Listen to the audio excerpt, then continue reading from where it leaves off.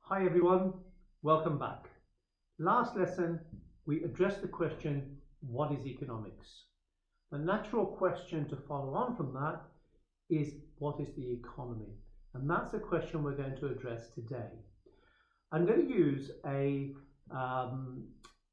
concept called the circular flow of money, a concept that economists use all the time to explain what is economics. And I'll talk as well about what is meant by microeconomics as opposed to macroeconomics, using the same diagram on the board behind me. Now, the economy is a word that's overused all the time, and it can mean different things to different people, but to economists is something very, very specific. So here we go. Okay, so you remember last lesson we talked about economic agents. The two key economic agents in running the economy are firms and households. They're not the only agents, but they're the two key ones. So let's start by talking about them. So over here, let's draw a little box to depict firms. So if we have firms over here and households over here in my little house, let's see what happens between those two economic agents. First of all, firms make goods and services. When they make goods and services, they need people to make them. So, firms make goods and services, and these people here in the household work for these firms to make those goods and services. When firms make goods and services, in repayment for that, firms will pay households, these people, some money. So money will flow from the firms to the households. Households will now have that money to spend, because the households, not only are they providing labour, they are also consumers. They will then purchase the goods that the firms have produced. So their money will then go back to the firms, who can then pay them more wages, and so the circle of money goes on. Okay, that's called the circular flow of money. So we have wages going in that direction and spending going in that direction. Now, this, in a closed economy, if we all lived on a desert island, that would be your economy. In the real world, of course, it's not quite closed. So this circular flow of money has leakages. Sometimes some of the money comes out of there. But also sometimes money comes into that circular flow of income as well. So this circular flow of income can get bigger and can get smaller, depending upon the size of the leakages and the injections into that system. So how might money leak out of it? Well, of course, all these households, when they get their wages, they may not spend them all. They may save some of them.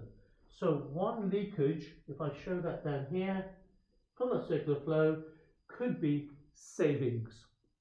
They put them away in the bank to say they're not spending them, it's not going in spending back to the firms. Secondly, the government may take tax off us. So all these wages are not going to be available for spending. So some of that leakage will come out in the form of tax.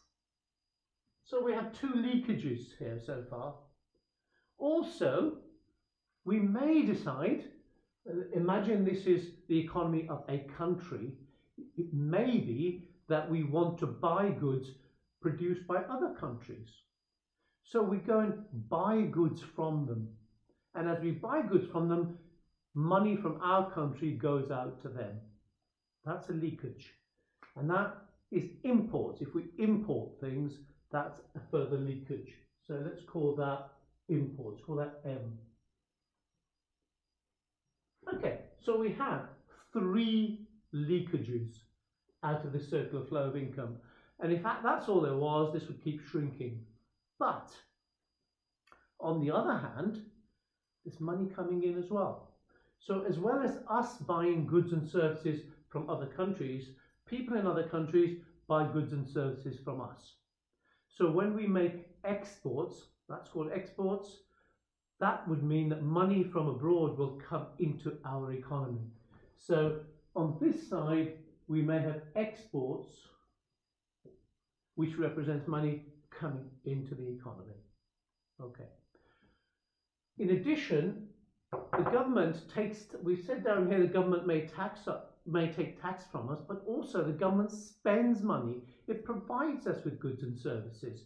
It buys goods and services for our benefit, education, health, building roads or infrastructure. So it spends money as well. And when it spends money, that money it's taken from here comes back in. Let's call that government expenditure. So money is coming back into that circular flow of income. Now this circular flow is getting bigger. It's growing. And finally, you may have firms and businesses who decide, oh, let's expand. Let's put more money into our businesses, or other people may decide to set up new businesses. So you get investment, so new money coming into the economy. Let's call that I, that's investment. So now we have this circular flow of money, money coming in, some money coming out, money coming out, money coming in. So that circular flow of income is not static, it's moving. And when it's growing, when this circle gets bigger, that's economic growth. That's the economy getting bigger. If we're in a recession, the leakages may be greater and it will then become smaller. That's the economy in recession. So this is one way of looking at the economy. Now, I did say to you earlier on, I would tell you also the difference between microeconomics and macroeconomics. And this diagram is really, really useful for helping us to understand that as well. These are all economic, government is an economic agent, firms are an economic agent, households are an economic agent. So we have all of these people here who are economic agents. Microeconomics looks at how these economic agents make decisions to do what they do. Firms make decisions on how much to produce, what to produce, where to sell it. Households decide what to buy, what not to buy, how much to save, how much to spend. Households do that. Governments decide how much to tax, how much to spend on public services. So these economic agents are making these decisions all the time. Looking at how they make those decisions is microeconomics. Once they have made those decisions have an impact on this whole picture. And that impact, the study of that impact and how it works, is macroeconomics. So very simplistically, that's the way it works. That's the economy. That's what micro and macroeconomics means in essence. I hope that's been useful. Thanks very much and see you next time. Bye for now.